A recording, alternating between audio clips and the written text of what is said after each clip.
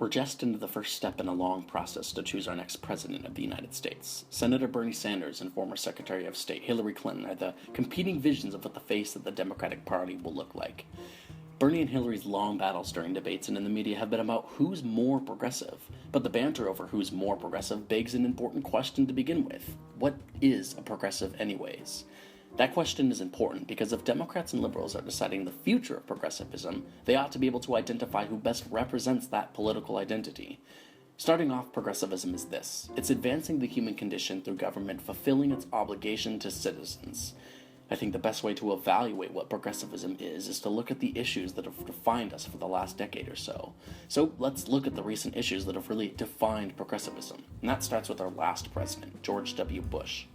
Bush marked an era that really sparked a strong, vocal progressive movement. After what the public collectively deemed a full-out invasion of Iraq and Afghanistan, the nation came together and really began demanding a new era of foreign policy.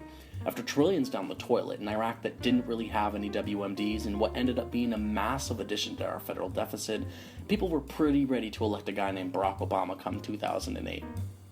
Occurring as well was the 2008 financial crisis, which sent the economy spiraling and left a lot of people without work or money, not to mention a lot of questions about the sketchy investment banking and corporate risk-taking that crashed it in the first place. From there, a movement recognizing economic inequality and corporate power was sparked. This is where Occupy Wall Street comes in, when a fight against the 1% is waged. Not a terribly successful movement, but it planted the roots for what was literally deemed a progressive wing of politics, led by people like Elizabeth Warren. The fight against income inequality, the call to break up big banks and solve climate change, all of it comes in kicking and screaming. And the key thing to recognize here is that all this political insurgency is predicated on one thing: achieving economic and social mobility through government taking action. Some of the left's biggest policy pushes are campaign finance, where government rids of the unmitigated contributions to political campaigns. Free, or at least affordable college, where government extends the right of education farther into the collegiate level. Or a minimum wage increase. Again, government artificially increasing the minimum amount that people earn. The list goes on. There are issues that these are the issues that Democrats, progressives, and a lot of Americans in general care about, and they're the ones that are at the forefront of this election. So in the end, what quite strongly defines progressivism today are issues that demand that government help advance the human condition.